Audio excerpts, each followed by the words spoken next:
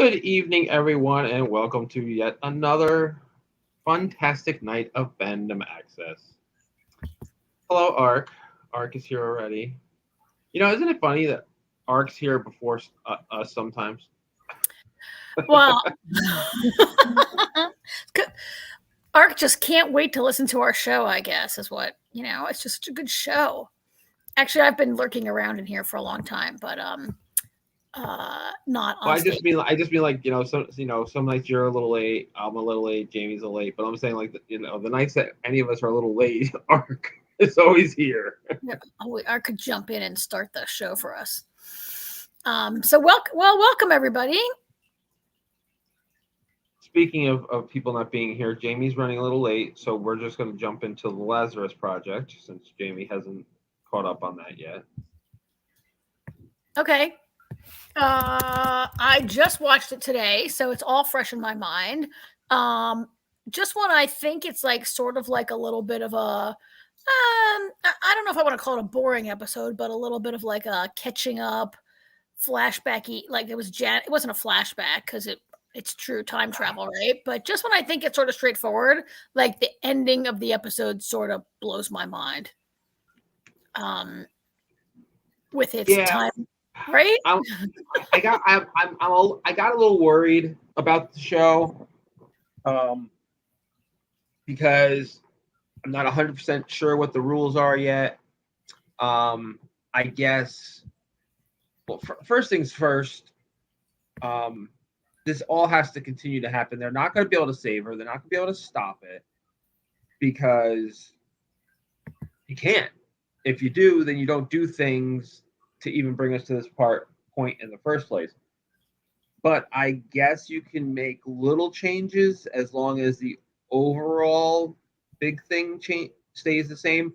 I guess, put it in Doctor Who terms, as long, you can make little changes as long as the what does he always call, like, the fixed moment in time? Fixed moments. Because as we see, Janet convincing Dr. Gray to go ahead with the experiment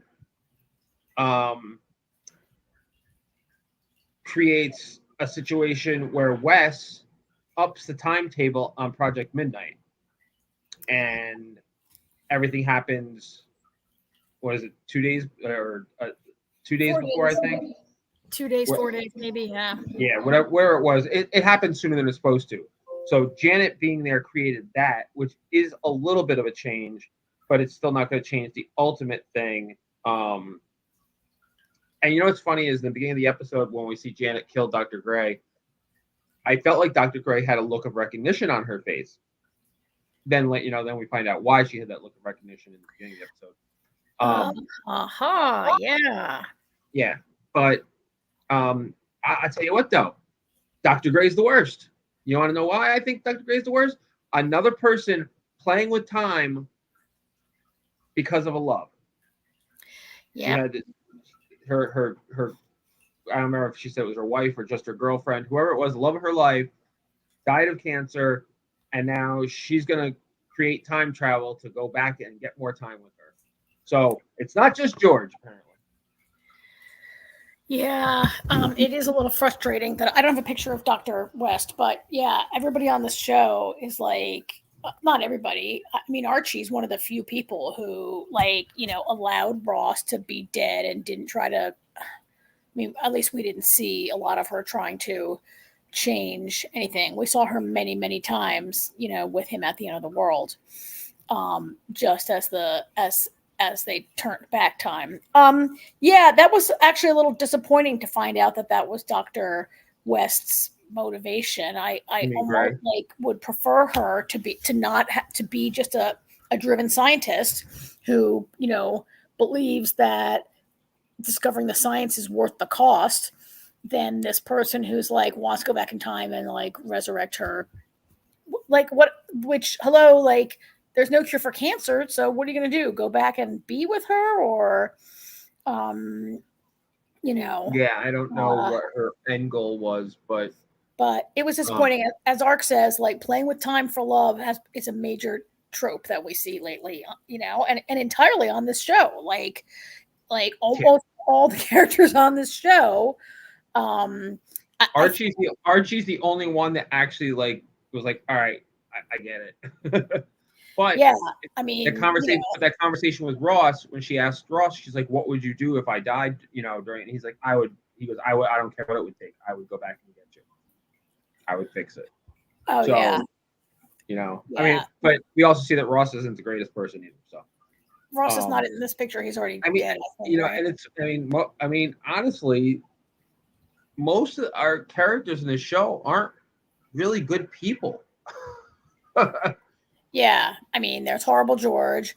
Sarah succumbed to it kind of, and she she didn't do what George did, but she did start messing around, right, with her other boyfriend and stuff. I mean, Reborov, come on, he since season 1, he's been trying to manage. Actually, he's my favorite, right? I do like him a lot. I like his character. But he's been since day 1 of this show trying to, change time. To be fair, with Rebrov, at least I'll give him, his whole motivation has been his child because of all the anguish they went through. And now he's just trying to get Janet back. He's not even trying to change time. You know what I mean? Well, and also, he and Janet lost their child because of the Lazarus Project, right? Right. They were read in and they're aware, and then and not just lost their child, but what Janet went through, having to go through labor 20 times in a row, 20, 40, 80, who knows, right? It's a little different. I mean, I feel like George is an entirely different story. And this one, Sarah, and all of them. So this picture, I think, is actually of Janet in the final moments there, right? She's carrying, this is when this is at Operation Midnight happens early. She's in the lab, she knows they're coming, and she's taking the data or whatever it is. Yeah, this is when she goes. Yeah, that's right when she goes to hide the data in that office that they find in the future. Yeah. So I mean, I was a little I didn't love how so 2012 Janet, Operation Midnight Janet comes in and she's going to shoot Dr. West, and the conversation happens differently, but she says to her Janet, and Janet says how do you know me? And Janet's mind immediately goes to time travel. She's I think they invented time travel without even looking. It was a little too easy, I thought, but because I mean, given what they've been playing with and what they know, I think it's a I understand her immediately jumping to that, going, "Oh shit!" Yeah, and she then tries to stop Ross from killing Dr. West because I guess because Janet realizes if Dr. West knows Janet, then Janet has to have gone back in time. She realizes that at some point in the future she goes back in time, and that's how this woman knows her, right? Or else that woman comes forward in time and knows her. Either way, that she kind of figures it out real fast. I mean, she is a super genius, right? She's the smartest person of anyone in the whole Lazarus Project. But yeah, she causes it all. So she looked like she really wanted Ross to not kill Dr. West, right? I don't know if she just wanted to find out what was going on, or she knew that she might be back there, or I have no idea. But she seemed to really whereas in the first version that we saw, yeah, she didn't want to kill anyone. She'd never done that before. But this seems way more of wait, Ross, we got to find out what's going on here. Let's not just do this because West told us to do this. We got to figure it out, right? And of course, she winds up dead. Did you think Ross, when Ross shoots her, she says, "No, Ross, it's me." She says, "No, it's me." And he shoots her, right? He shoots 2024.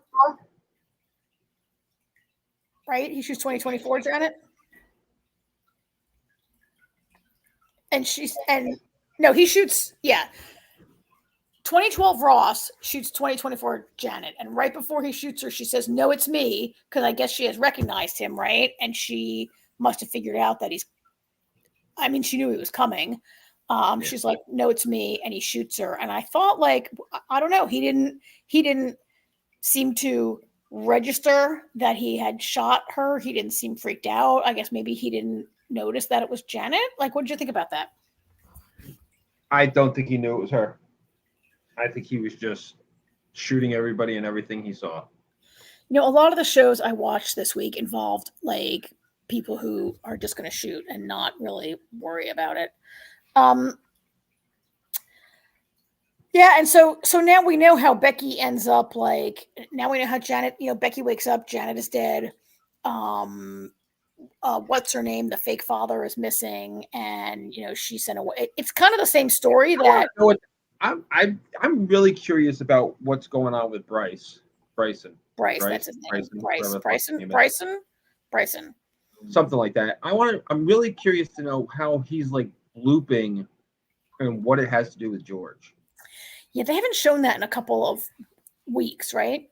Like, they did the previous week, but the thing about it is, obviously, we're gonna find out how it's happening, but it's like it's one more thing that we're playing with that could be problematic plot wise.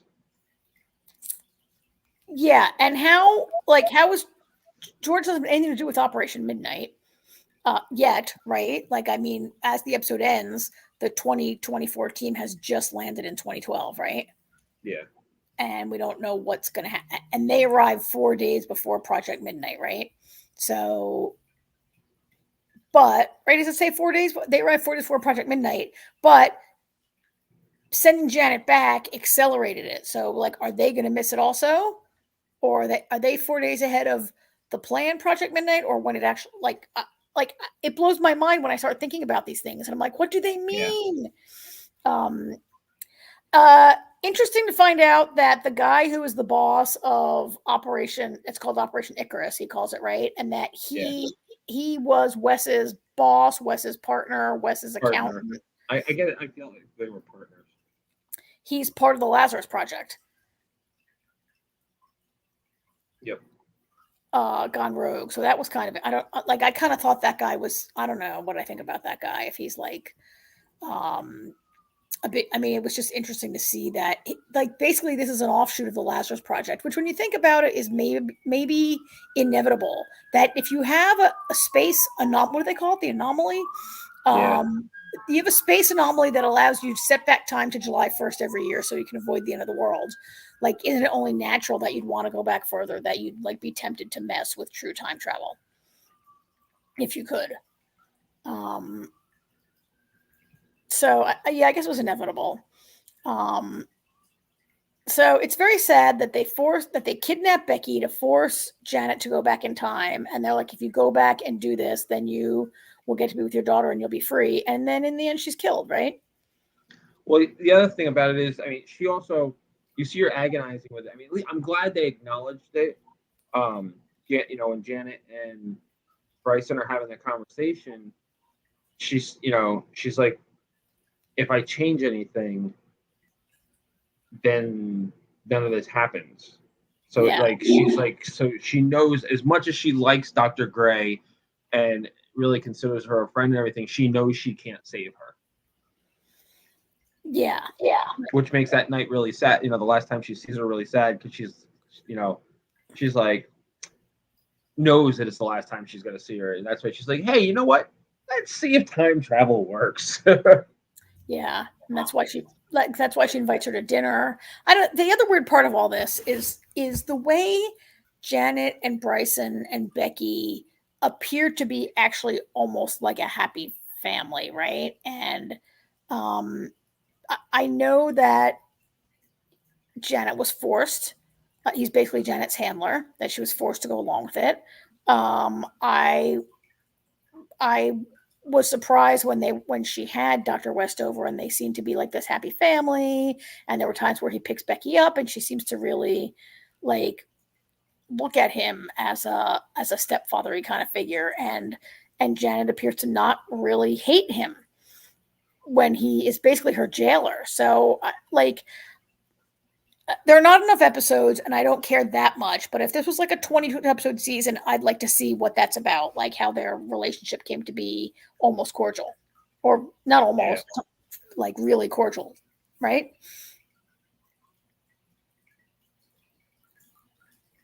Yeah, they're definitely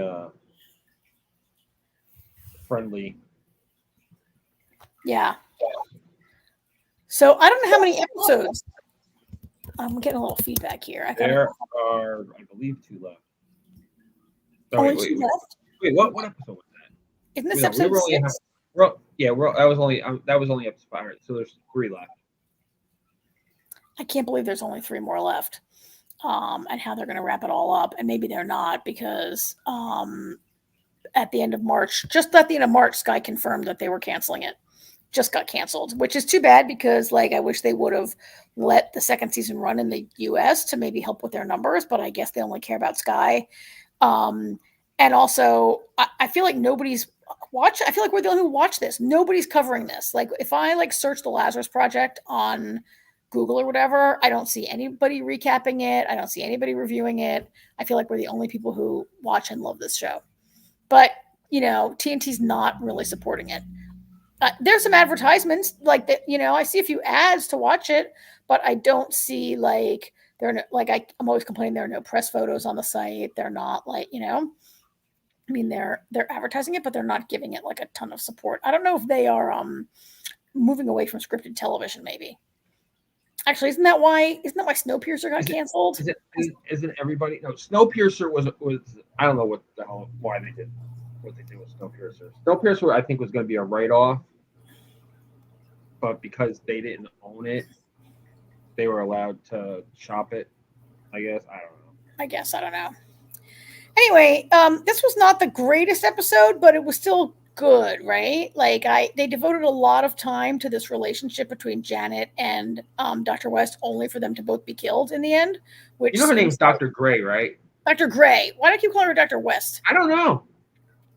Dr. West. Why am I calling her Dr. West? No, I guess because I don't know what her name is. Dr. Gray. Okay. So they spent all this time with Dr. Gray and Janet becoming friendly and getting to be, and I know it was about Janet's character and like liking this person and knowing that your past self is coming in the near future to kill her, in a very mind-bendy kind of sentence I just said. But it does seem like an entire episode devoted to 2 characters who are dead by the end of it is a little I don't know, except that it's resetting, right? Like now the team has just landed in 2012, and we're going to see this whole thing again next week, maybe, but with new people involved. So I guess maybe it's going to turn out to be important, the feelings that Janet has developed, the collegial feelings she's developed for Dr. Gray. And we know that Janet is just, she never wanted to like kill anyone in the first place. That's really not why you sign up for the Lazarus Project, is to kill people, despite supposed to be to save people. Well, yeah, despite that, everyone on the whole show is always going around killing people, actually, right? But that's because they know you're going to come back to life in the next week. Exactly. Right? They're not really like, Janet is one of the few who has really expressed like discomfort with shooting people. So I guess we kind of have it covered. Anything else go on this week?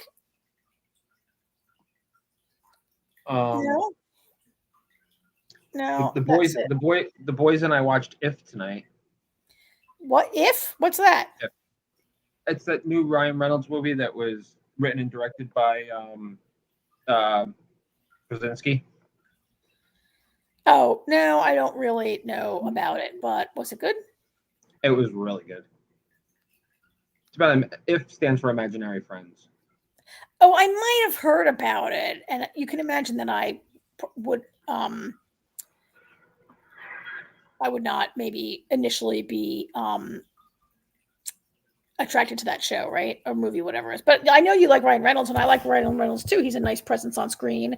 I saw a movie that he made recently Oh, where he went back in time and encountered his younger self, right? You see that movie where he and isn't it Ryan Reynolds and Zoe's Adam Project. The Adam Project, yeah. Yeah, I saw that not that long ago. So, all right. Well, I was stalling a little bit while we're waiting for Jamie, but she has told us to go ahead and move on to our next show, right? And that was this week's amazing episode. Team Black is in the house again, right? Everybody here is Team Black. If you're Team Green, speak up, because I would really like to hear you justify anything supporting these people, supporting Allison and her crew of despicable children. Well, not all of them. Her daughter Helena. This was a pretty amazing episode, and I know that you have read the book, AJ, and you probably knew that most of this was coming. But did it live up to your expectations? Oh yeah, that was amazing. As soon as Granny said, "I'll go," I was like, "Oh, I know what's gonna happen." I was like, "She's dying tonight." Yeah. Oh, I'm getting feedback on my thing here.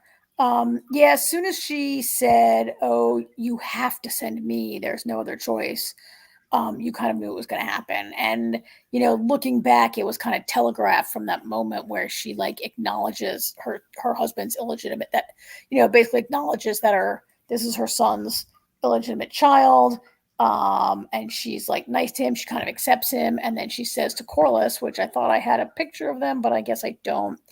She says to Corliss, like, he saved your life. You should not hide him. He should be rewarded, not forced to hide away. And like on Game of Thrones, when a character gets closure, they're doomed, right?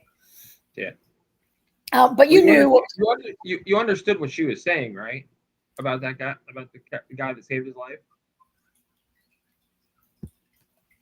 She was saying, "I know he's your son." Oh, okay, yeah, because it was very obscure, but I thought it was pretty obvious. Well, you have to like remember from last week's episode when he talked to his brother, and then like the dragon came and was it Sunfire? No, it wasn't Sunfire. Sea Smoke comes and flies overhead, right? And it's kind of like it's kind of I mean, dragons only like hang around with like Targaryens or people of Valyrian blood, at least. So if you had to like sort of put those two together, I think, and had to be paying attention, right? But yeah, she's basically saying and then she says to her husband, she's basically saying like, acknowledge your son in some way, or you don't have to like make him like give him a dragon and make him all whatever, but he doesn't have to come live with us, but can you like acknowledge your son? So I mean, yeah. I thought I had a picture here also of Rhaenyra, but I have terrible problems uploading photos to this thing when don't really have time and I'm not really paying attention.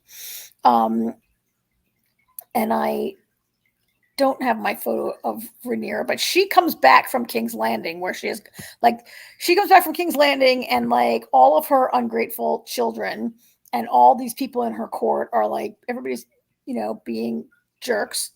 And they're all like, consistently, this is like I feel like we consistently see Rhaenyra with her cabinet of mansplainers who are saying, "Oh, you have to go off into hiding. Oh, you have to do this. Oh, they're not really like, I mean, this is kind of what a lot of people had said, that like, like men will never really let you lead or never really respect you. And they're always, I feel like there are multiple scenes. Oh, Jace. Yeah, Jace was ticked and I was ticked, Mark, because Jace was, he's these whiny little babies who, like, I mean, he's almost as bad as his cousin, the terrible king. Yeah, I wouldn't go that far. Okay, he's not as bad as this guy. You're right. I'm going too far. But Jace was mad at her for sneaking off and not telling him where she was and not being around. And I was, she has to finally, she pushes back. Rhaenyra's not really a big she doesn't push back that much. Maybe partly because like all through season 1, her father names her his successor, but then he like just makes her the cupbearer, and he didn't really ever train her, or like it was late when he started telling like his hand and stuff like she's gonna be the queen. You need to like, I mean, I just feel like she was raised to, I don't know. It's also maybe in her nature to be a peacemaker, right? Like she says in this episode. She says, my father had all this, these years of peace. I'm not going to like destroy the peace without a damn good reason. I had to try one more thing. And guess what? It didn't work. Yeah. This was definitely a good episode for moms, because Allison has a really great conversation with Aegon on the other side of it.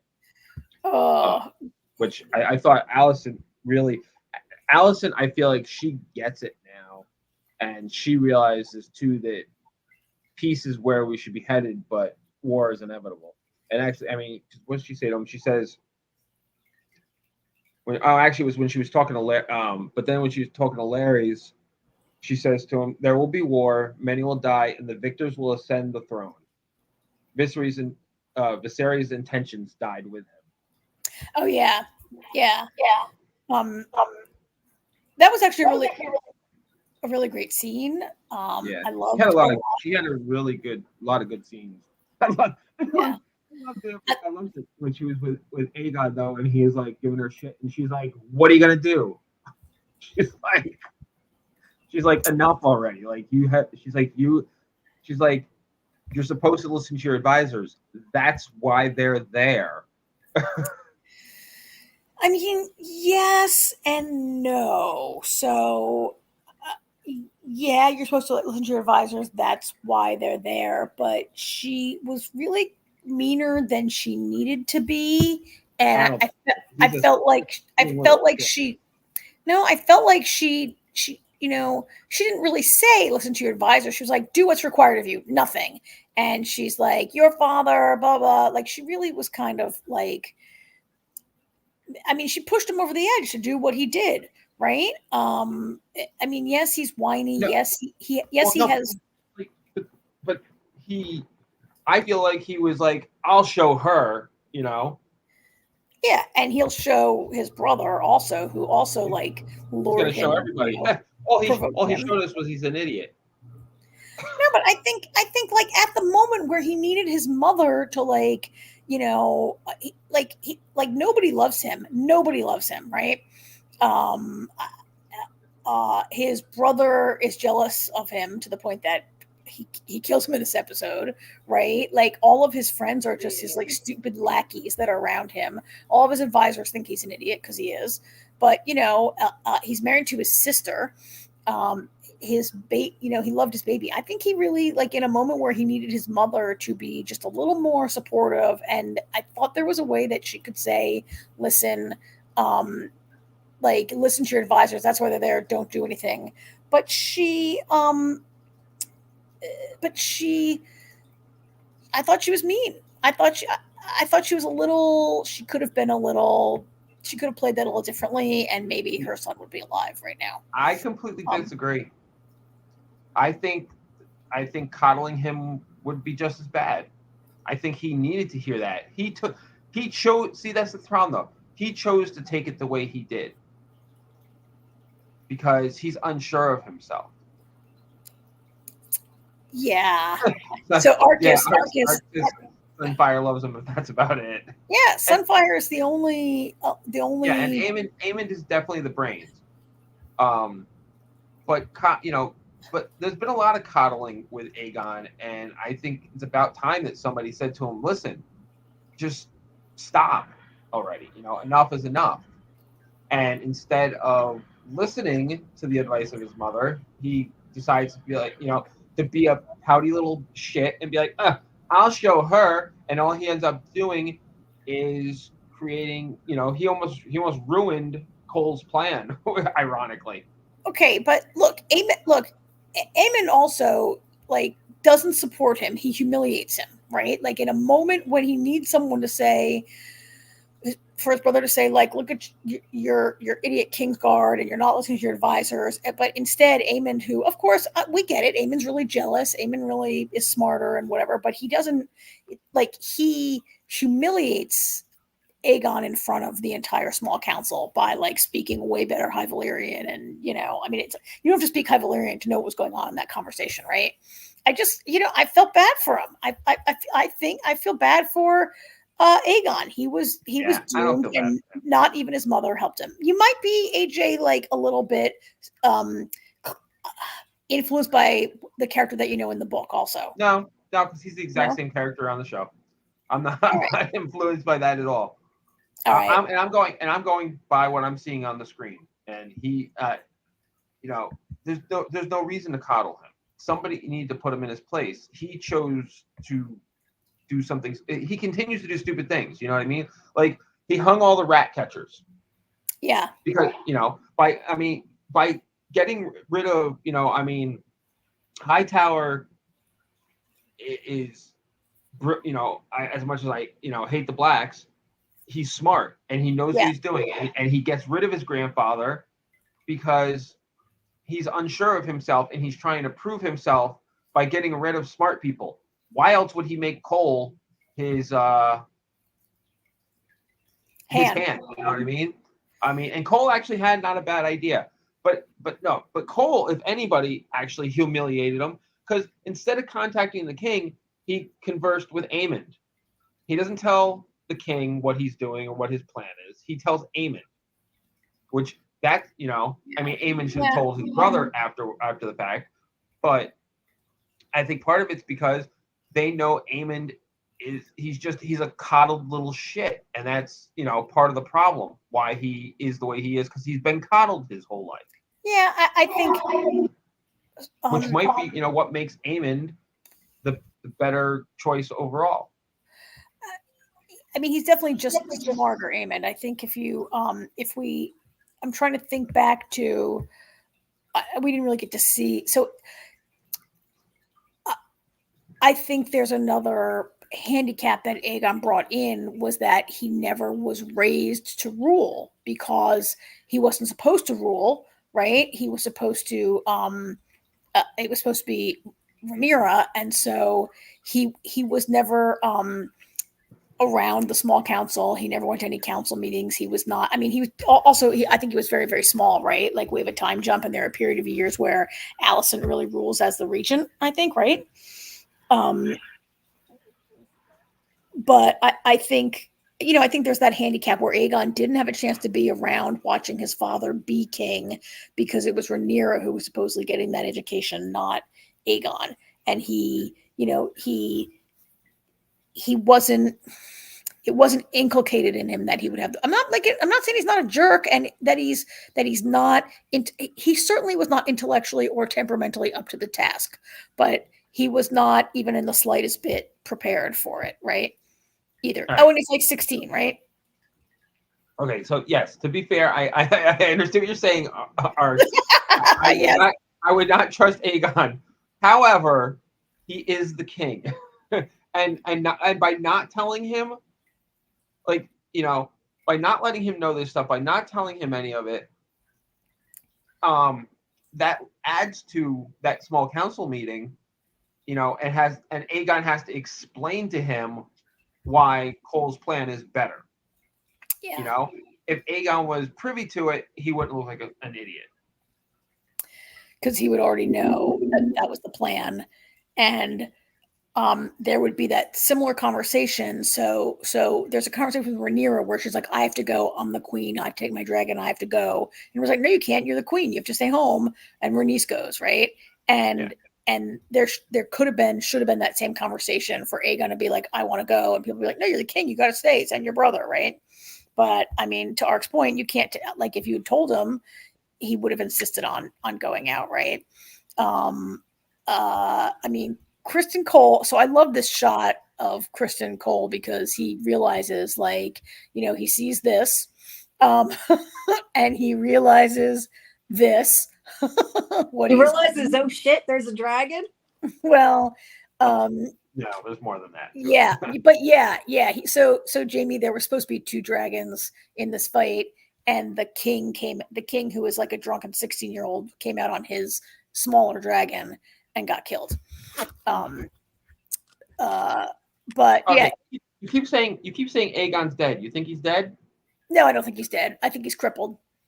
Right? He's not dead. If he's dead, it's too easy for him to be crippled and unable to really rule and like having a crisis and like a third person. And I guess there's that. I mean, so many things could happen because there could be that danger that he would that he would wake up and tell what happened, depending upon how, I mean, we saw this scene, and I think I don't have the scene with the sword, but I think had Kristen Cole not come along, do you think Aemond would have killed Aegon to make sure he was dead?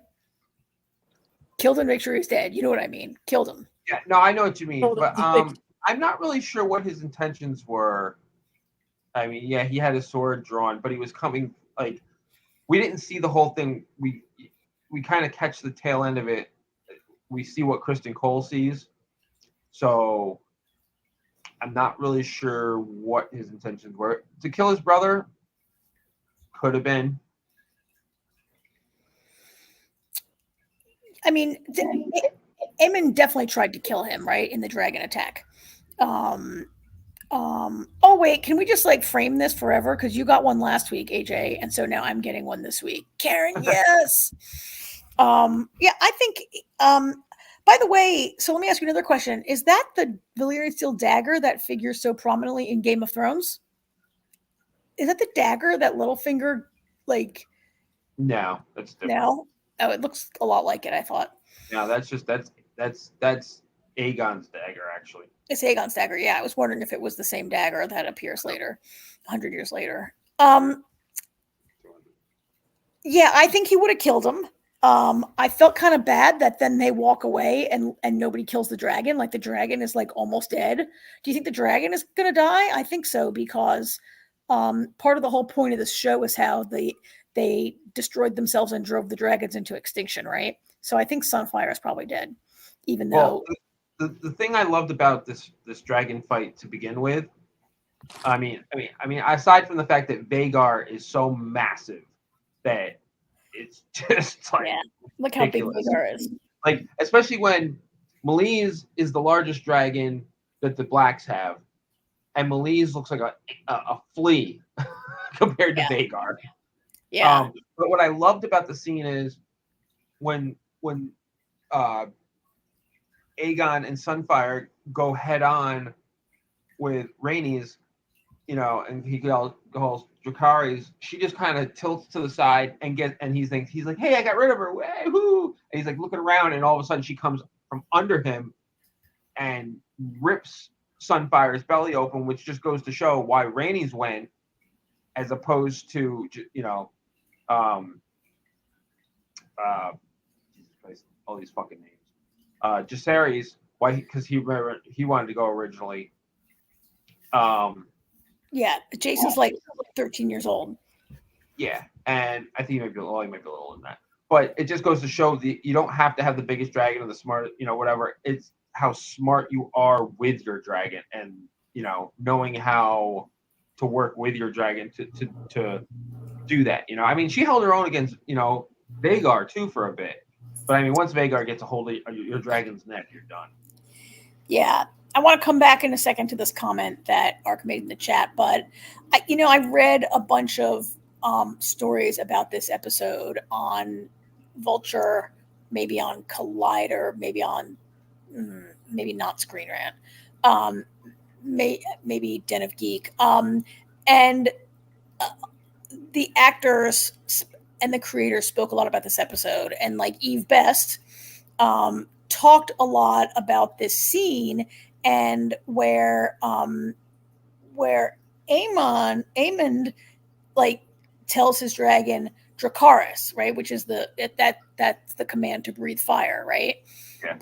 But Rhaenys, she tells Malice attack. She doesn't say Dracarys. Like she doesn't go to the nuclear option in attacking her nephew, even though she knows it's a fight to the death, right? But she fights differently. She and her dragon have a different kind of relationship. Like there was like, I mean, the dragons do love their riders, right? But I mean, this. I think Melise knew she was going to her death and still was going to do what Rhaenys asked her to do, right? And then, I mean, I think it's kind of not surprising for Aemon to, like, you know, he says Dracarys, the first time he says it is when he burns his brother alive on the dragon back, right? Like, and you can see in Aegon's eyes, he's like, oh shit, my brother's killing me, right? He's like, oh good, you're here to help me. And then he like calls his dragon to attack. It was kind of awesome. But I really, it was really kind of heartbreaking to me when Vhagar gets Melis's head, like bites her neck, and you know she like, and he's like biting her neck to death, right? Like that was really horrible. And then the way that as they're falling, like Rhaenys just kind of lets go and leans back. Yeah, well, she knows it's a wrap. Suicide mission all along. It was pretty awesome. So they said that this episode took a year. I was reading, maybe it was in a Vulture. They were like, so how long did that take? Like 2 weeks? And she was like, are you kidding me? Like I was a month. Just, they call it what do they call it? The bull or the bronco? Because the thing they ride on is like a mechanical bull, right? Beast, the beast is what they call it. Anyway, like she was 4 weeks just shooting like her part of it. And it took an entire year for them to shoot everything. And then of course to draw, the CGI was great. The dragons looked fantastic. Like whatever money they're spending on it, I thought it looked great, right? Yep. So before we revisit a couple of other stupid people that will probably be dead soon, everyone in this show is going to be dead soon. I just want to go back to the stagger. If they pull out 4 seasons, they won't be all be dead soon. Yeah, wow. I want to go back.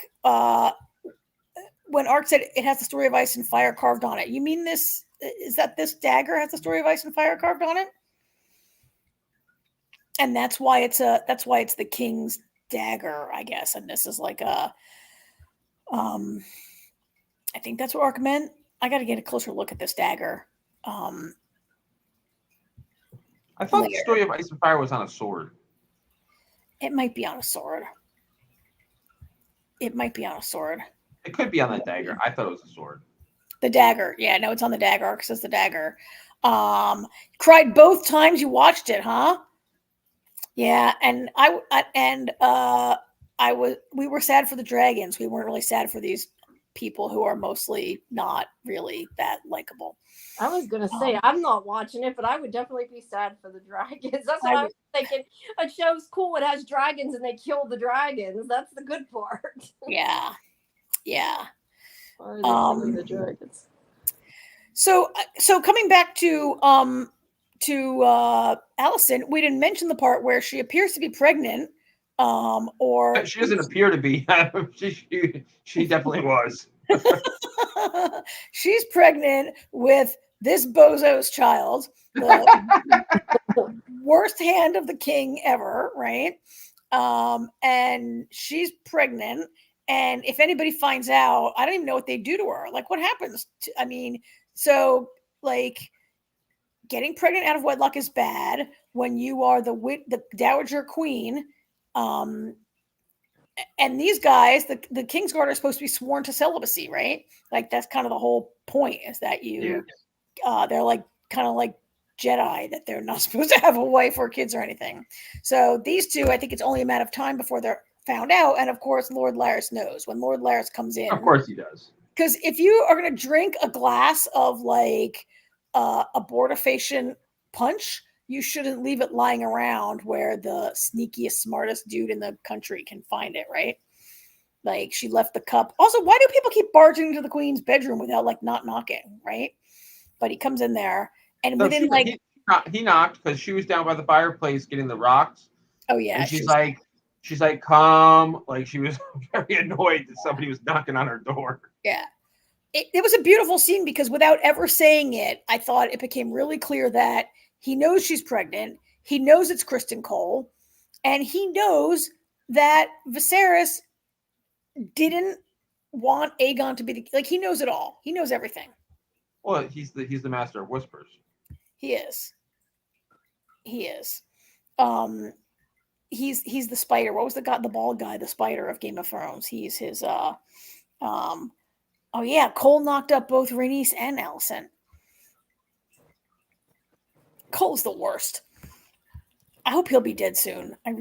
So all that went on. That was like all pretty like good stuff going on there also that can only come back to haunt people. And somehow in this episode we managed to get a whole lot of Matt Smith also, right? Which I'm not happy about. Why? Do they want to play? Because I'm sorry, but Damon's stuff right now is the most boring shit. He's just hallucinating. How do you like it, Karen? You don't like hallucination? No, he's hanging around. Harrenhal was a dump 100 years ago, and it's going to be a dump when Arya goes there. I don't understand why people are trying to capture this castle where literally it's huge. Like it is huge, and goats live inside it, and rain falls on you in bed or whatever, and it apparently might be haunted because you're right. Matt Smith walks around hallucinating again for almost this entire episode.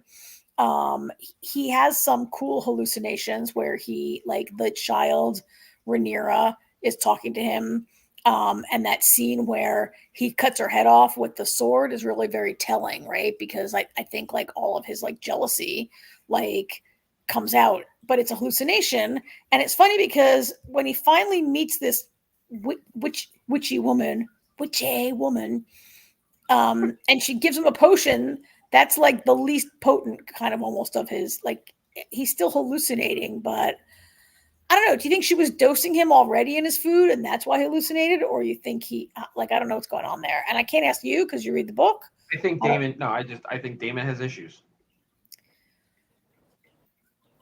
Okay. I mean, he's got a lot of guilt and a lot of problems, right? And he has been passed over for the crown multiple times, right?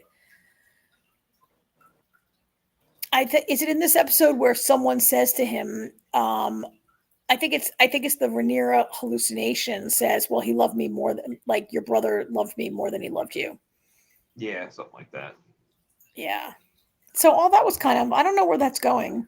And I was a little annoyed. Like, you know how I also hate magic in shows? And I was like, well, wait a minute. There was all that stuff in Game of Thrones. There were like witches and Daenerys and like there's dragons. So why am I worried about this woman? Is she a character in the book, AJ?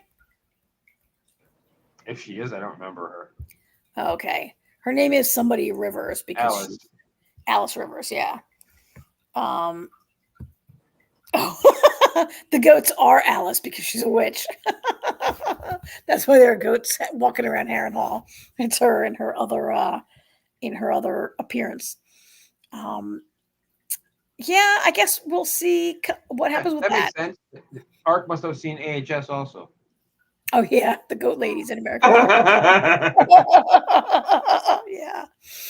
I do kind of like these.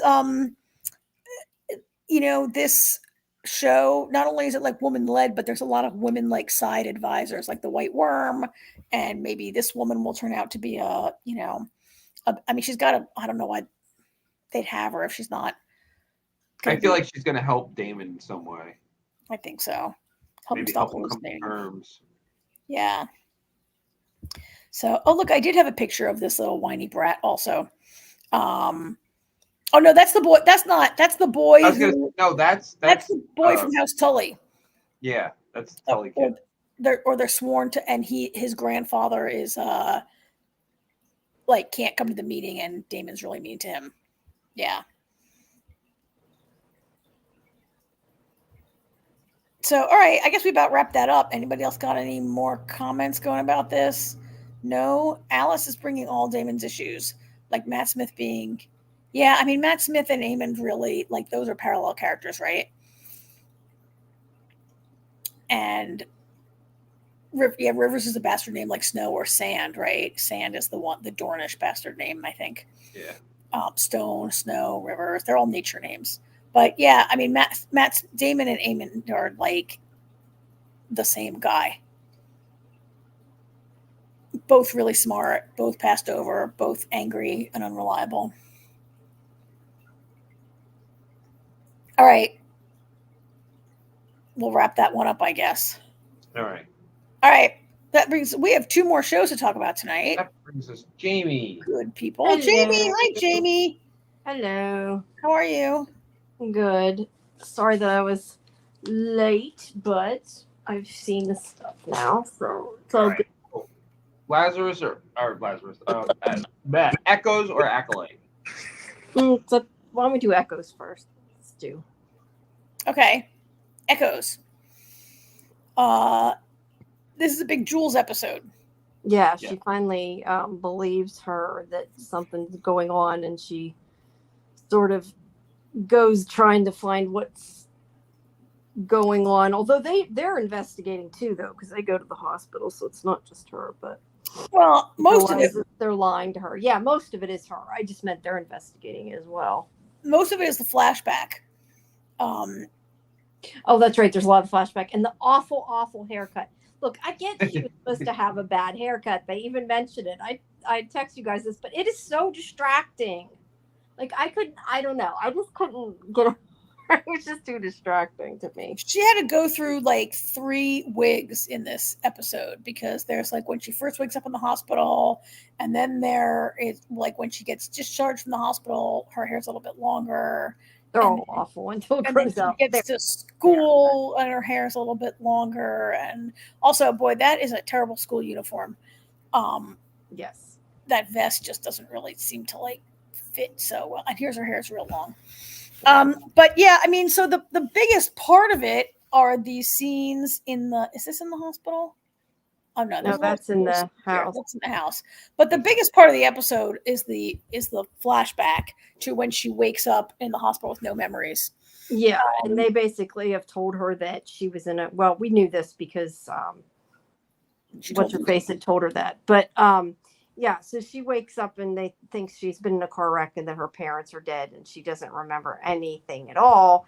I feel like some of the things I wonder that.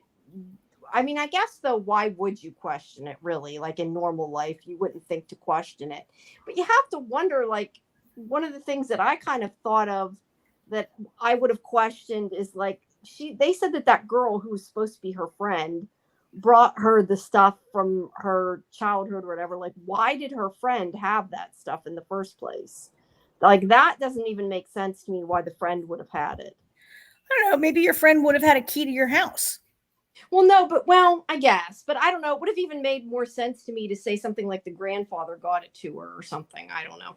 Not that it mattered. I'm just saying, like, I wonder, like, that was something to me that stuck out. Well, I think you would question. I think the reason they were trying to do it that way was making her think that she had this friend, so they were hoping that she was going to open up to this person to be her friend. Bitchy friend. I disagree entirely. Yeah. I think they purposely set up the friend to be awful to drive Jules to be closer to her doctor.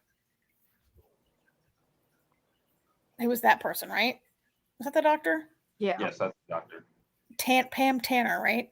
I thought they purposely set up Jules's friend to be a perfectly horrible person to sort of I don't know, isolate her more and make her because like in the next scene, she's like because obviously it's fake. So they made her be a bitch on purpose. But then why have her at all? Yeah.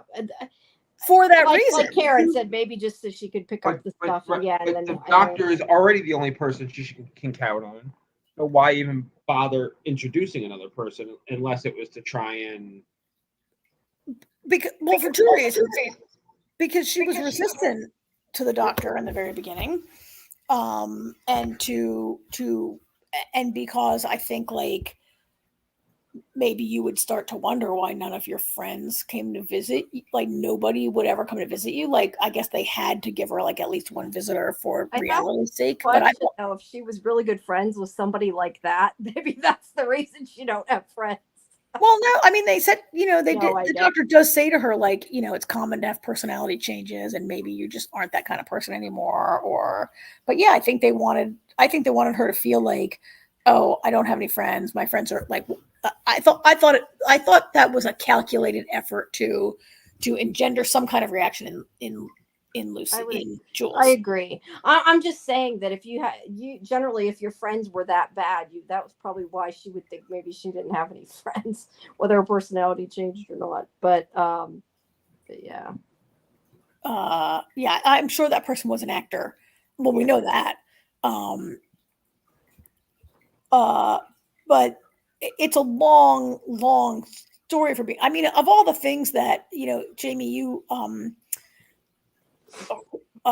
Jamie, AJ, one of you guys was talking about, like, some things that maybe they had done sloppily. I mean, I don't understand how they're pulling off this gigantic cloning operation when, like Jules wakes up in the hospital and she reaches behind her ear and there's a blob of pink jelly. Like, you can't even, like, adequately, like, clean up all traces of your printing operation. Like, that's just like amateur hour, right? To not, like, clean your clone up before you put him in a fake hospital. It's a real hospital, you know what I mean? They're not clones or printouts, but yeah. Whatever, you know what I mean. I kind of wonder if I don't know. Part of me wondered if that's more like, and granted, I think they did it because they're linking the two together, that they both were in the pink goo, but that makes me think of, like, when you actually make 3D printouts and they have, like, the strings attached to them, and, like, they're not that easy to clean off to get all those little pieces out, like in real life when they make 3D things. Yeah, I don't know, but I agree with you. I mean, some of the things are blatantly obvious as clues, but I mean, like I said, why would you question it in a way? Like, most people aren't going to wake up from a coma from being in a car accident and assume that everything's a lie. Like, we see them more probably than she does because we know it's a lie, where she doesn't necessarily. But I do agree that they're kind of sloppy, especially that they hired somebody to write her journal but didn't even follow up to. I mean, because if she, I have to kind of wonder, number one, that I don't think she's somebody who, especially the new her, would not have read whatever that unicorn, I forget what it was, Pegasus book or whatever. So I guess maybe she just thought it sounded like a quote and looked it up, as opposed to she recognized it. But I have to question that she found it that easy and they didn't. Like, the clues were a little obvious, like, too easy to find. You know what I mean? Like, I mean, in a way they had to be for the story to make sense. But I'm just saying, like, I do think that the people were a bit sloppy with some of the fake memories and everything else. And I guess some of the stuff she thought she remembered, she didn't really remember then, because I had forgotten until I was rewatching that she was talking about the memories she had about her dog or whatever. I don't think that was supposed to be a real memory, was it? I don't know. I mean, I don't know that it's even relevant, because it's not really relevant to the story either way. It's just like a tiny memory, but I don't think so. It might have been made up too. I don't think that was supposed to be an implanted memory, but I do think that it is possible for you to have a false memory or think you have a memory of things from reading things. Yeah. No, but there are things about my, like, childhood that when I think about it, I'm like, do I really remember that, or did someone tell me that? And so I remember. Yeah. I remember somebody, one of our teachers said this at some point, something like that. You only make memories after a certain age. And that if you have a memory from, like, before that age, it's actually because you've heard somebody tell you that story and you think you remember it. So yeah, that's true too. It might just be because he was reading about it. I just wondered, because I don't think it was supposed to be a real memory. I also think not really relevant either way. I also think maybe it demonstrated how desperate she was to remember something, as anybody would be in that situation. Like, it, like, right? And so her brain, like, just gave her what she was, like, so desperate to have. Maybe. It is interesting. I mean, I don't want to pick the show apart too much, but it is interesting that you'd go to all this effort to write a diary. Like, if you fetch the diary from the house or whatever, like, where's her phone with all her pictures with her friends and her parents, and where are family out? Like, she has nothing from her past. Yeah, you're right. If the girl went to get this stuff, why wouldn't she have gotten those kind of things? Or even said something like the phone got destroyed in the crowd, although I guess with the cloud it would have been backed up. But yeah, those are good questions. But I also think maybe it would have worked out a little better if they had made the backstory a little more believable. Like she says, oh, it's normal to have a personality change. But it seems like the personality in the journal is so far removed from her personality that that's a big reason why she doesn't believe it was her that wrote it. Like, why not make it more like her, Well, when I operate a cloning operation where I'm printing clones, and I'm going to have the backstory be, oh, I'm sorry your whole house burned down with every single piece of everything you ever owned that is evidence of your life. Wouldn't that be a better backstory? Your house burned down. Your house blew up and you weren't home, or I don't know, like, and everything is gone. Yep, totally agree. But so we got a big shot of her life. Also, she's the school drug. She makes drugs in school. Does she make the drugs in school? Yeah, she creates this drug that they sniff or whatever, and it makes their dreams more. I want to say more lucid, but makes their dreams kind of crazy and able to visit them different. Which I feel like there's some Casima joke in there somewhere, but I don't know. I can't figure out what it is, but I feel like there's a joke to be made. I really loved a lot of little jokes in this episode where, this is her friend in school, and apparently they're dating, but then there's then this, I forget this girl's name. She says, it's okay, we can be poly. And then Jules says, how about we don't put a label on it? And then later, there's a scene where Jules's fake mom and is showing her new bedroom with a private bathroom. I don't think the parents are fake. I think they're an actual couple that they had foster her. You don't think they're in on it? No, I don't think they're in on it. I think the mom is genuine. I don't think the dad, I don't think he likes her at all. Because I think because she gives him so much lip and everything, and he I don't know, he just doesn't seem very. It's interesting because I feel like the mom is the one that's like, let's foster children, and he's like, okay, honey. I know the answer, so I can't comment. I think the mom's in on it. The mom was all like, you need to take this antidepressant and you need to take it now. You need to. I'm sorry, but doctors do not just show up at your house and give your mother some pills and say, oh, you're depressed, start taking them.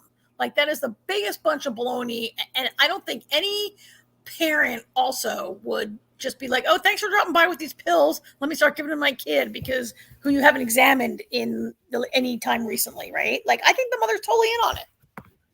Yeah, I don't think he's lying to her though, too. I mean, I don't know. I don't think the parents are in on it. All right, well, we'll see. Because I mean, if everything around her is fake, what is the point? I think it's some kind of experiment that Kira is running, and we don't know the point yet, but we're going to find out. I mean, does that mean that what's her brother's name? I forget what her brother's name is. I love the brother. I don't remember, but is I like. Is he in on it too? No. You're right. You're right. How does he end up there? Because he says, "Am I a printout also?" And Jules like, "No, you have memories. You're not a printout." And he's like, "Well, I could be." You're right. But that's why I think it's real. I think evil scientists can have other part. Like Kira has a kid. Kira is making some very poor scientific decisions and having a kid on the side, right? I have a question about her kid too. Well, yeah, I do now that she engineered an entire blood drive just to get some of her son's blood. Oh no, I don't think she was trying to get it. No, I think she was hiding it. Yeah, I think she was hiding it. That's what I thought when I saw it. I know. My question is, does she not want anybody to know who his father is, or B, is he a fucking printout too? Like, did she print out a child? Oh, I don't know. I ever thought there was anything wrong with him. I just definitely thought that she didn't want them to have his blood for some reason. That was what made me think when I watched it. Yeah, although Karen's idea is really interesting too. I had never thought of that. What's that? That maybe she organized it just to get it. But then again, couldn't she take his blood if he's her kid? I would think it'd be I don't know. easier than that to get his blood. Would it arouse your suspicion if your mother said, "Hey, Jamie, can I get some of your blood?" Well, no, but they could like take it when you're asleep or drug you But or this something. is- There's just easier ways, I feel like. But this isn't the first blood drive he's been to. Like there was a whole they had a whole conversation. He's like, "Hey, why don't you go show her how it's done?" Yeah. Yeah. Like this isn't the first time he's done this. She didn't orchestrate an entire blood drive just to get his blood. Well, This was yes. This was a Well, thing. when she goes into the secret blood hiding lab, Blood hiding lab.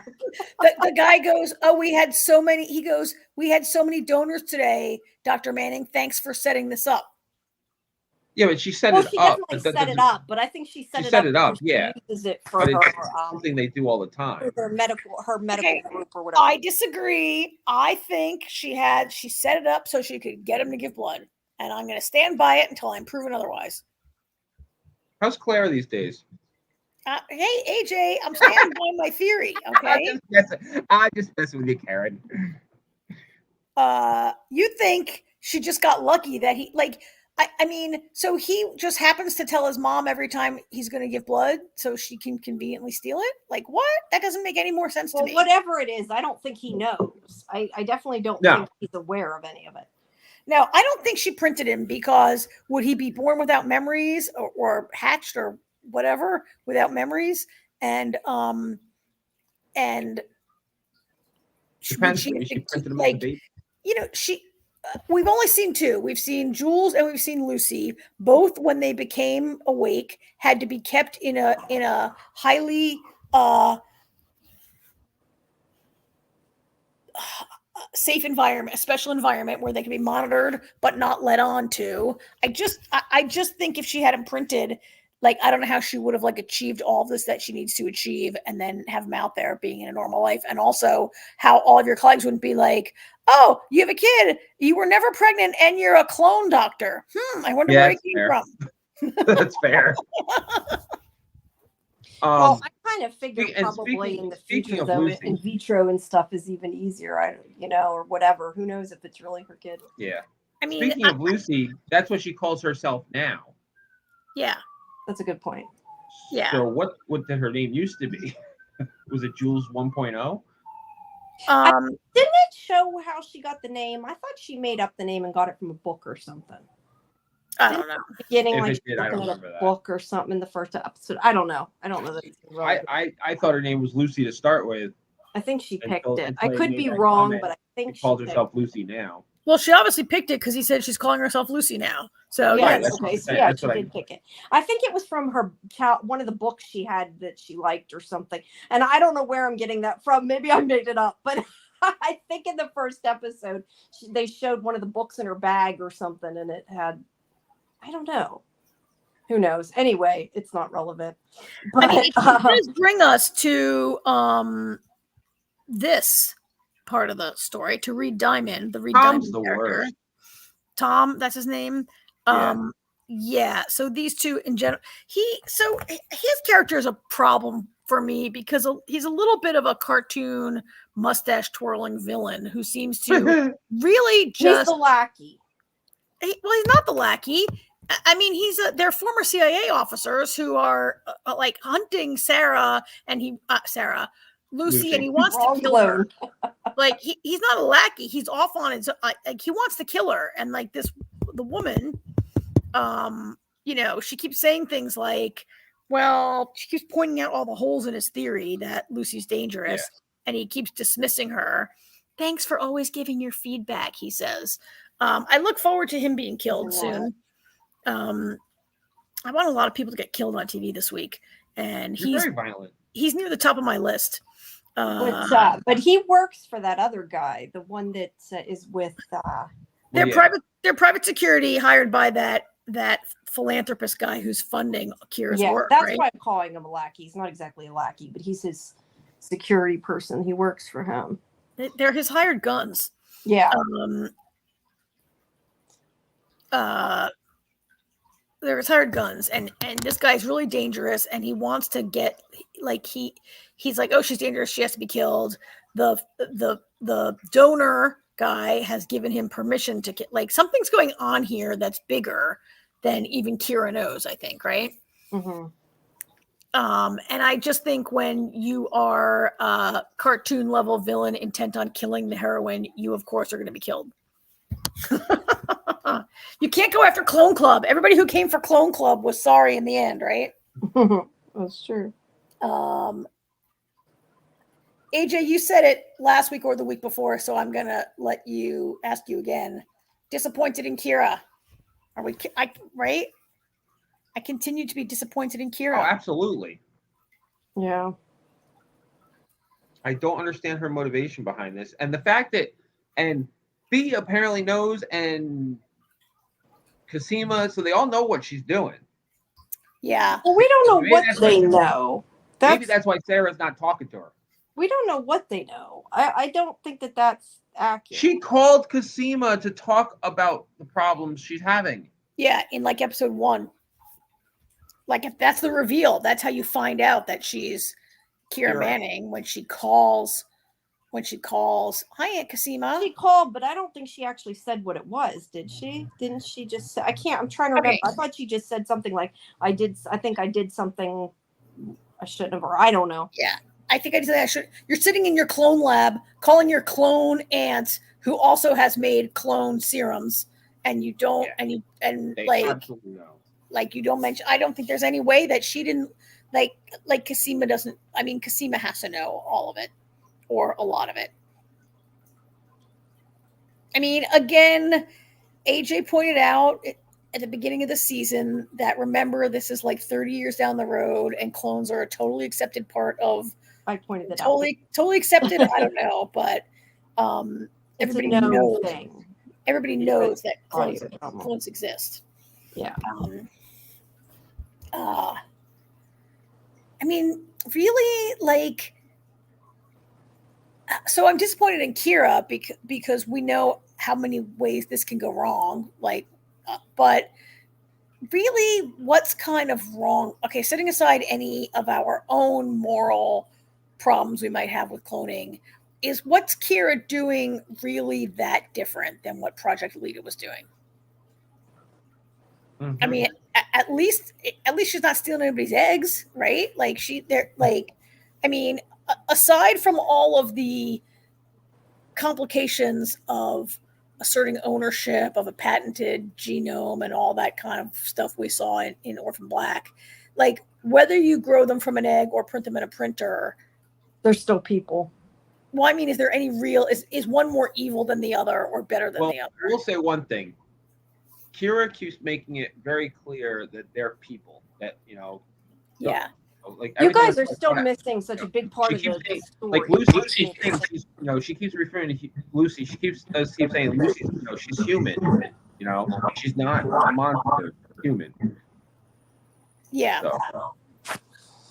Yeah.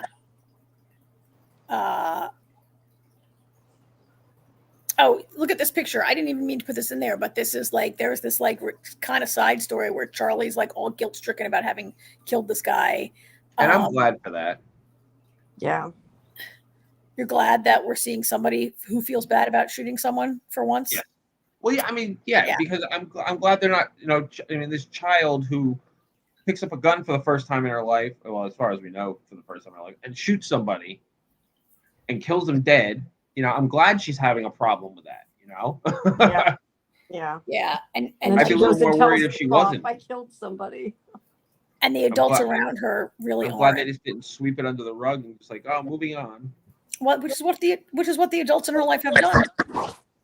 I got a question though that a kid tells the cop they killed somebody, and the parent or guardian or whatever is just like, oh, their pet died, and they don't investigate. I don't care if they were in the army or not. That was kind of like would have been a big red flag, but in real life. Well, the fact when she showed her ID and he saw that she used to be in the service also. Yeah, but that doesn't mean that you just like ignore anything important. That's exactly why he ignored it. I know, but I'm saying in real life, I would hope they wouldn't do that. TV land, they can do it. I mean, I don't know. Real life. I mean, what really happened? One kid pushed another kid on the playground is what happened. That's true. No, I'm more talking about the fact that she said she killed somebody. I would be concerned that, maybe the family killed, not that necessarily the kid did, but that something was going on. I mean, I guess this is a kid that's acting out that, I mean, people who are not, she's deaf. And I think that's another way that the cop could like be easy, like not give her credit for being like a truthful, responsible person who's reaching out, but sort of like easily be, oh yeah, she's deaf. She's like ableism, like is at play there maybe also, right? Yeah. And like when the mother like acts like she's like, disturbed and I better get her home, the cop just goes along with it. Also, it wasn't important for the story because the point was just to show that Charlie is feeling bad, right? My bigger problem with that whole scene was like in the next scene, Charlie says, I'm not a kid, I'm almost 13, I'm almost a teenager. And I'm like, why were all these 12-year-olds on this little tiny kid jungle gym? Like, that's true. I was like, aren't these kids a little old to be at the playground? I never thought about that, but you're right. They are a little. She is a little old to be there if she's 13, almost 13. And the kid she pushed looked like he was like 15 when she pushes him, and he's rolling around holding his knee, going, crying. I'm like, that kid is probably like a 26-year-old actor. Is it wrong that I laughed when she pushed him? Yeah. Yeah. So, all right. I mean, I didn't think it was the greatest episode. I didn't think really that much happened, except no, it was mostly all the flash. Jules came around to believe that she's pregnant. The Jules stuff is really all that happened.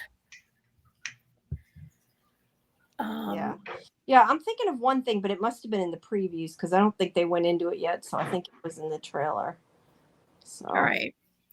Sounds to me like that's our cue to jump to the Acolyte. All right, the Acolyte. Yeah. Whew, the Acolyte, boy. 2 episodes left, and I feel like at the end of this episode, it was so obvious where it's going, and it's so like oversimplified and annoying. I think, but maybe that's just me. I gotta ask you guys something before I forget. Because this is just with me not understanding Star Wars shit enough. Because I don't know if I may have seen something wrong last week, though, that makes me think this, because I'm just not sure. I didn't go back to look. But I'm pretty sure that I am so bad with character names. The girl, the one that was killed.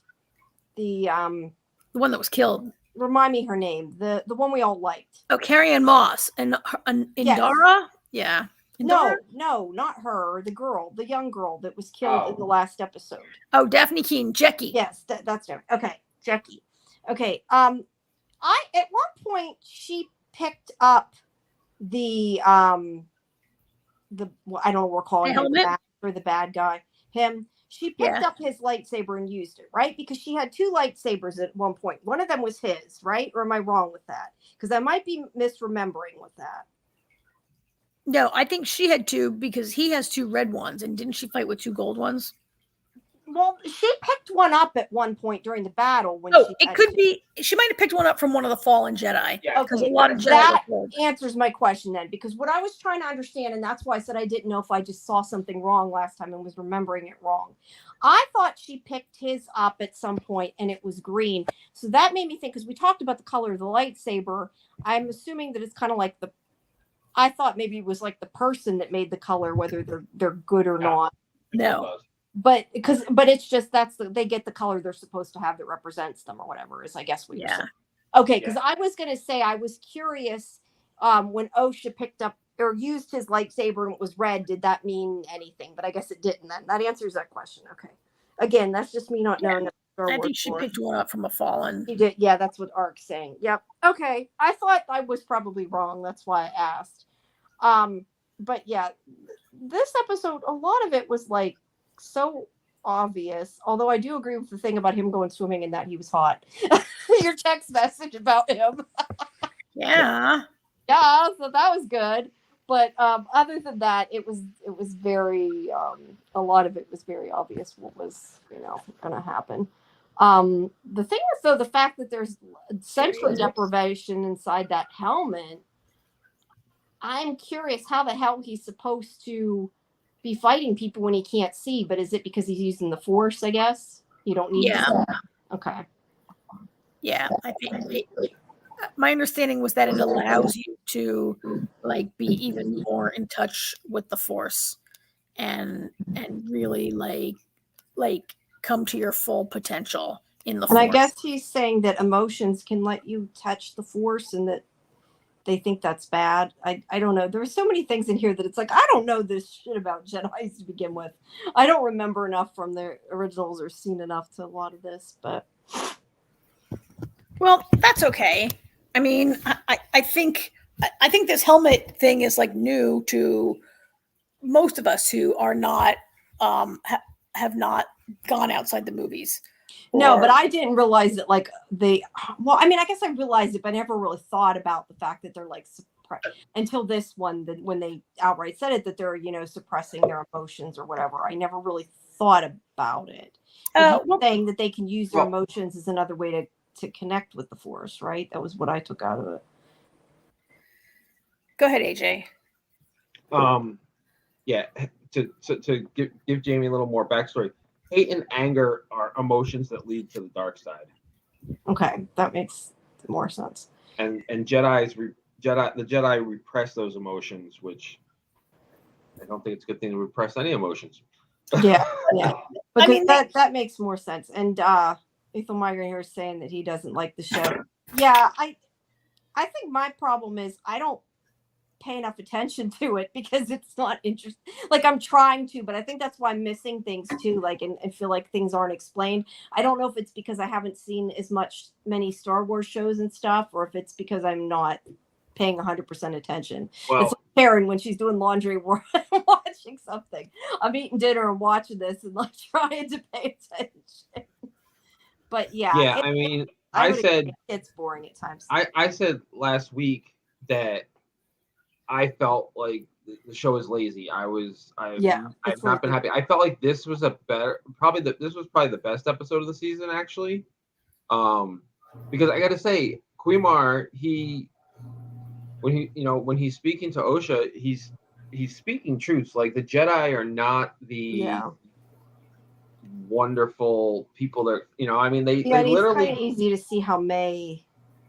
I mean, the Jedi, it's really funny, how Star Wars has expanded and everything, because the Jedi literally go to your home, say, hey, your child's Force sensitive. We're going to take your child now and train them to be a Jedi. Like, they really don't give people choices a lot of times. I mean, AJ, it's not any different than Vladimir Putin coming to your parents' house and saying, like... Right, it's not the one to learn. It's not any different than the Russian sports authority coming and saying, you're going to be an Olympic gymnast now. No, I'm not disagreeing with that. I mean, I've always been a little with the Jedi with some of the things they've done. I mean, I think you're right. And you say the Jedi suppress like hate and anger, but they suppress love also. Like you're not allowed to like have a spouse, have children, like that whole bit where Anakin Skywalker,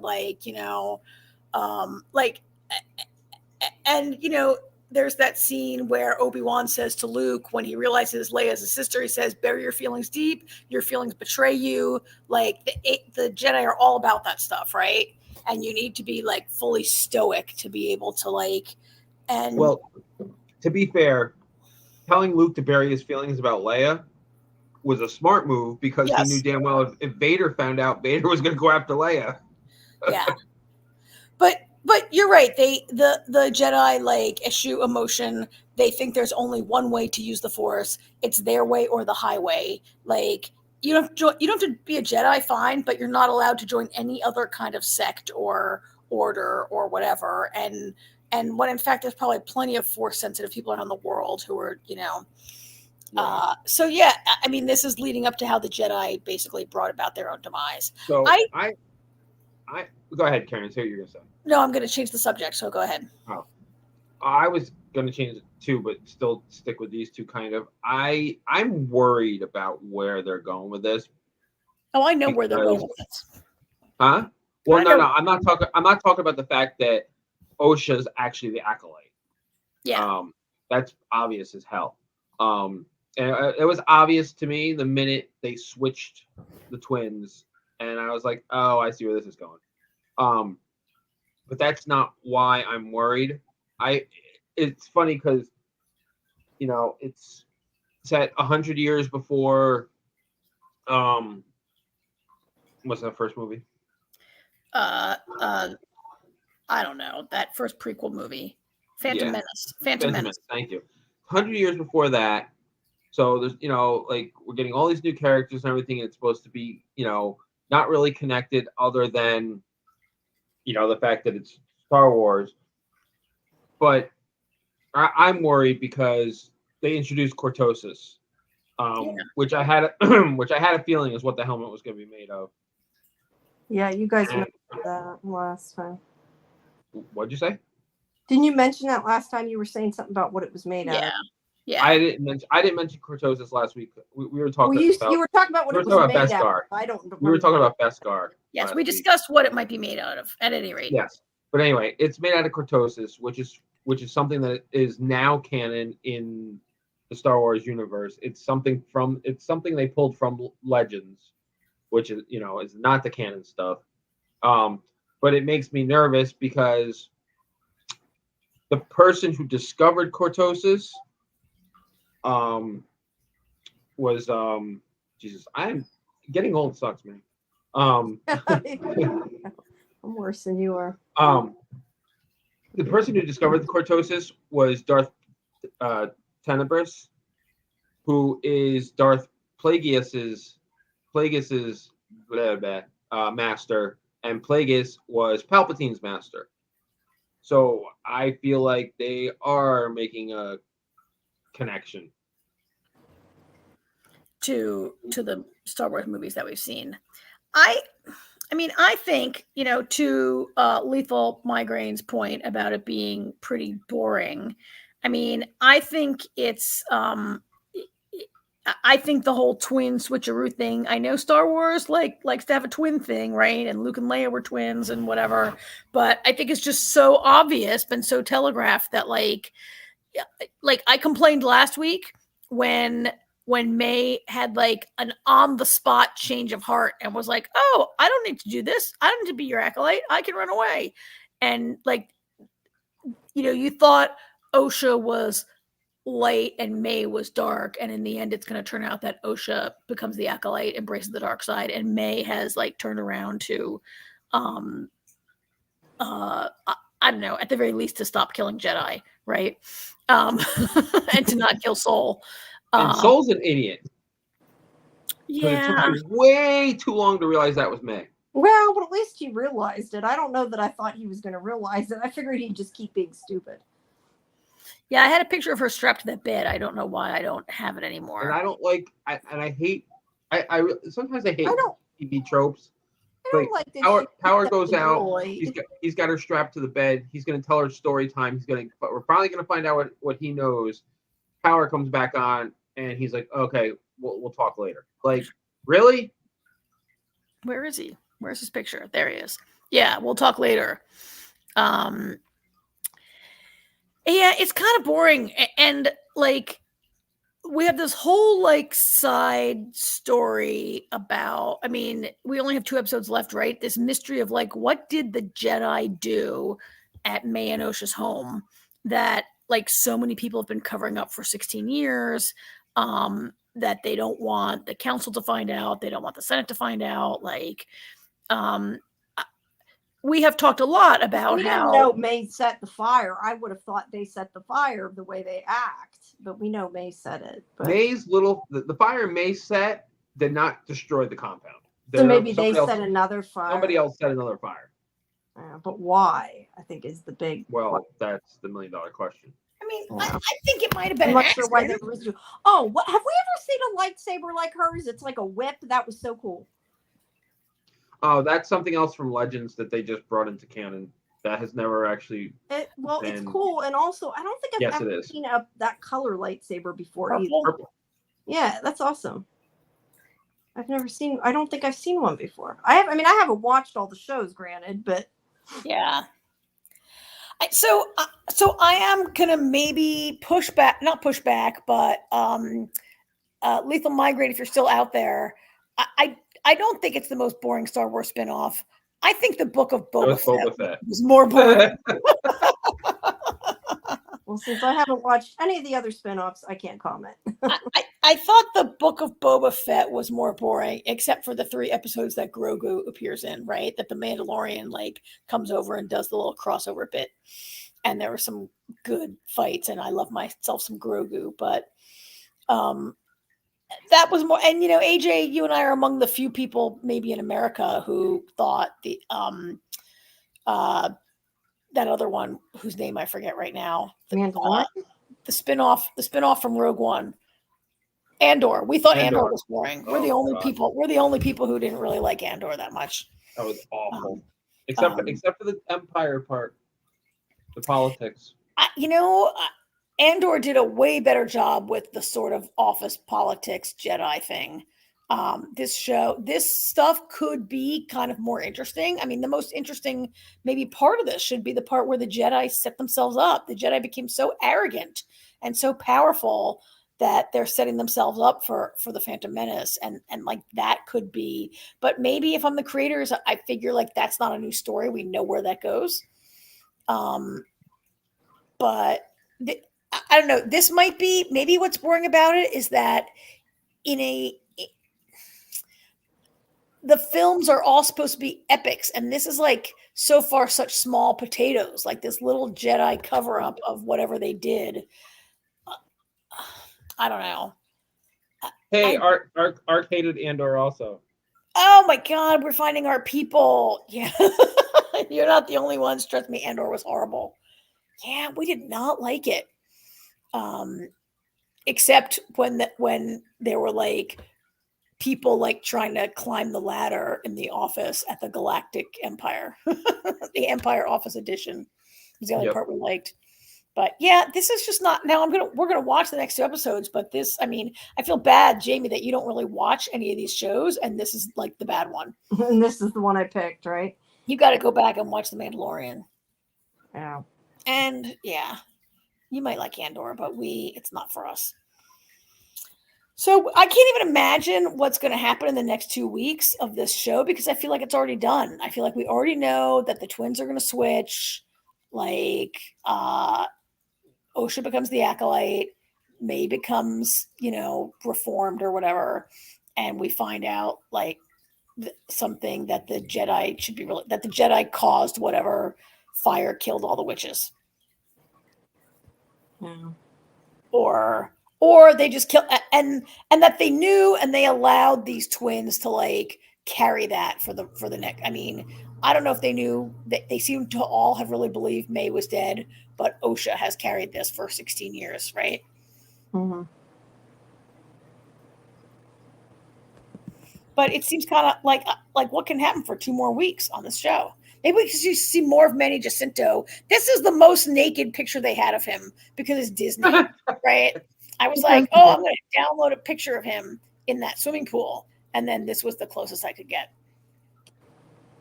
Yeah, you'd have to go. But at least he's not screen cap for that. Apparently, he's not ever going to have sleeves ever again. So that I can be thankful that's not for a bad right? thing. Yeah, I was gonna say. Yeah. Yeah. So, all right. You got anything else on this? Nope. Nope. No. Nope. I don't think all so. Right. So next week, these same 4 shows will air again. Plus, that's it, right? Plus that's nothing. Next week is ARC. The ARC. That's not until Wednesday. After. Yeah, I was gonna say that's after. That's not until Wednesday. So we'll cover it a whole week later. I think maybe ARC will cover it on her show, or Michael Day is going to cover it on his show, right? Michael Day definitely will be having some kind of what's his show called? Talented Universe might have some coverage of the ARC, some interviews at some point. Yeah, and we already have interviews that I've done that just aren't getting posted yet because some of them are embargoed. Okay. And ARC will be covering the ARC, or at least watching the ARC. Yeah, ARC will watch. So we'll cover that a whole week later, which means like the week after next, we will have The Ark and Snowpiercer. Yes. Snowpiercer airs on the 21st. No. So I kind of wish it wasn't on Wednesday because like us being like a whole week, behind. yeah, Let's fix that. I know it happens. Every now and then We'll be behind almost, but by a whole Not week. Yeah. behind. Not behind, but I mean, like we're almost a week before we cover it. I just mean. But we'll talk about it the day before it's on again. So True. Hey, Arc 54. So you're going to cover the Arc on Talented Universe and what's Tattoo? Something and Talented. I should know what the name of the show is. We should know that. Since it's on our network, we should know that. We're going to cover it on Talented Universe and on Tattoo. 2 and Tattoo. So just check out here at NDB Media for the other shows. For the Arc Extravaganza that's coming. Yep. So, all right. Yep, and stay tuned for our interviews at Sci-Fi Vision. Like I said, some of them are embargoed until I got to go through them and see if they're all have spoiler trekking across the universe. But some of them are embargoed till after the premiere. So I got to look and see. But I do have interviews with some of the cast. I'm not saying who because some of them not even because you don't know what happened at the end of the season. A lot of we don't really know who survived. So. Everything's embargoed. Okay. But, that reminds me. I got to get some Snowpiercer stuff done and posted, right? And Serpent Queen. Thanks for reminding me, Jimmy. Yeah, and we'll also have Descendants, whatever it's called, Descendants Red or whatever. That's coming soon too. Christian did that. Those will be up. Oh, and also for people to see. I posted today. It took longer because I was trying to fix the audio from them. She took interviews or did interviews in the red carpet for My Lady Jane that went up today. Right. So some more interviews for that if people want to see them. But I did the best I could of the audio, trying to fix it because it was very noisy. But people can watch those, and there's some pictures and stuff from the premiere. So. I'm just going to mention, if you can find a way to watch it, Douglas is canceled. It's a British show. It's only 4 episodes. I've only watched 2 so far, but it's hilarious. Okay. I'll try to get on that when I have a chance. Yeah, I like short British shows. Yeah, Alex Kingston's in it, and Karen Gillan. Yeah, I want to see that too. And Ark liked My Lady Jane. I'm glad you liked it, Ark. I loved it. I thought it was great. I think Karen, I've said before, I think you'd like it if you watched it, Karen. I really do. All right. You enjoy it. So give it a shot. Okay. Let's see. You'll know. I think you'll know pretty quickly if you do or not. Just the tone, you can tell really quickly sort of what it's going to be like. But that's on Prime. And then, like I said, Descendants, Serpent Queen, me. Those are ones are coming soon. The stuff we have coming soon. I'm making sure I didn't skip anything. Arc, yeah, that's the newest stuff I think. They're the closest upcoming stuff. Great. So, all right. Well, I got about 2 more hours worth of work to do tonight, and I have oral surgery in the morning. So I got. Oh boy, that's not good. Really having fun. I'm getting an implant in the morning, so I gotta go. All right. Well, thank you everybody for listening. Thanks, guys.